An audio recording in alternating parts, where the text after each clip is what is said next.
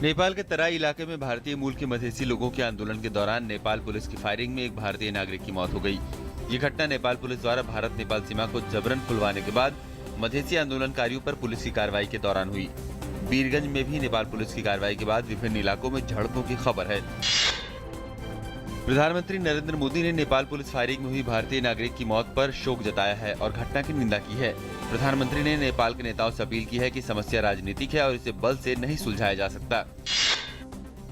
बिहार में 5वें और आखिरी चरण के मतदान के लिए चुनाव प्रचार का आज आखिरी दिन है। इस चरण में 9 जिलों के 57 निर्वाचन क्षेत्रों में वोट डाले जाएंगे। लिहाजा सभी राजनीतिक दलों ने प्रचार में अपनी पूरी ताकत लगा दी है। दोनों ही प्रमुख गठबंधन के नेता राज्य में प्रचार के काम में जोर शोर से लगे हुए हैं और ताबड़तोड़ रैलियां कर जनता तक अपना संदेश पहुंचा रहे हैं। उत्तर प्रदेश के पंचायत चुनाव में समाजवादी पार्टी को बड़ा झटका लगा है। कई जगहों पर पार्टी समर्थित उम्मीदवारों को हार का सामना करना पड़ा है। रोहनिया, रायबरेली, सोहावल और जौनपुर में मुख्यमंत्री अखिलेश यादव के कई मंत्रियों के रिश्तेदार हार गए हैं। रायबरेली और अमेठी में कांग्रेस समर्थित उम्मीदवार को भारी पराजय का सामना करना पड़ा।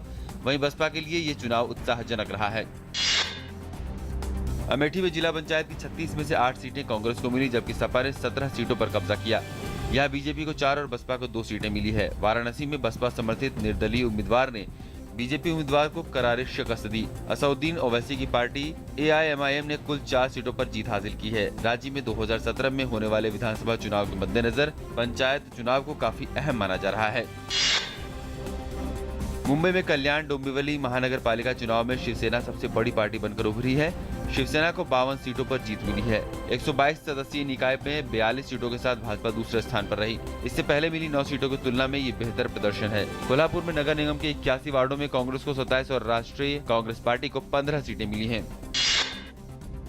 पाकिस्तान ने कल फिर एक बार सीजफायर का उल्लंघन किया है। जम्मू और कश्मीर के गुरेज सेक्टर में पाकिस्तानी रेंजरों द्वारा संघर्ष विराम उल्लंघन में 2 जवान शहीद हो गए। पाकिस्तान की तरफ से LOC पर BSF की चौकियों को निशाना बनाकर फायरिंग की गई। गौरतलब है कि भारत ने पिछले हफ्ते हुई फ्लैग मीटिंग में LOC पर सीजफायर वायोलेशन को लेकर पाकिस्तान के सामने कड़ा विरोध दर्ज किया था। वित्त मंत्री अरुण जेटली ने कहा है कि आने वाले दिनों में कर चोरी करना बहुत मुश्किल हो जाएगा। उन्होंने कहा कि कर चोरी और अन्य स्थानों पर छिपाकर रखे गए काले धन पर रोक लगाने के प्रयास जारी हैं।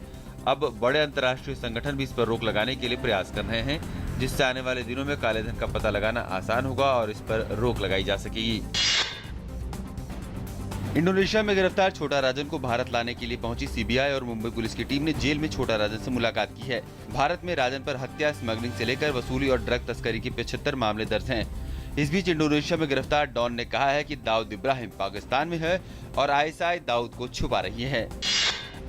भारत और इंडोनेशिया के बीच नवीकरणीय ऊर्जा और सांस्कृतिक आदान प्रदान को लेकर 2 समझौता पत्र पर हस्ताक्षर किए गए हैं। उपराष्ट्रपति हामिद अंसारी और इंडोनेशिया के उपराष्ट्रपति यूसुफ कल्ला के बीच द्विपक्षीय वार्ता के बाद उनकी मौजूदगी में ये हस्ताक्षर किए गए।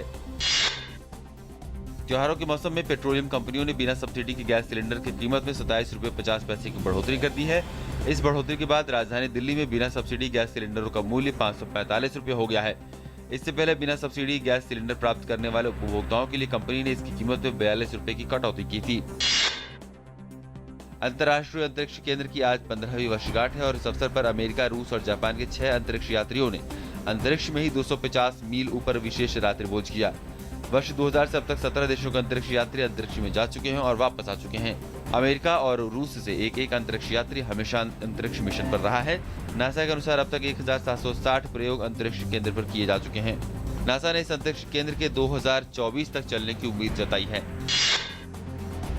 भारत के शीर्ष एकर खिलाड़ी यूकी भांबरी ने 16 पायदान की लंबी छलांग लगाकर फिर से शीर्ष 100 में जगह बनाने के साथ ही अपने करियर का सर्वश्रेष्ठ 89वां रैंकिंग हासिल किया है।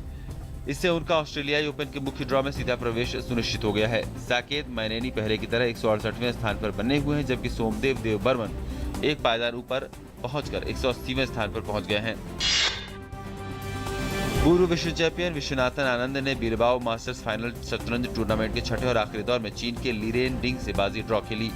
आनंद ने 4 खिलाड़ियों के बीच खेले गए इस डबल राउंड रोबिन टूर्नामेंट में 5 बाजियां ड्रॉ कराई, जबकि एक बाजी में उन्हें हार झेलनी पड़ी। भारत और दक्षिण अफ्रीका के बीच 5 नवंबर से शुरू हो रही टेस्ट सीरीज के लिए दोनों टीमें मोहाली पहुंच चुकी हैं। भारतीय टीम कल मोहाली पहुंची और आज से अभ्यास में जुटेगी। T20 और वनडे में सीरीज की हार का स्वाद चख चुकी भारत के लिए अब टेस्ट सीरीज में जीत दर्ज करने का दबाव होगा।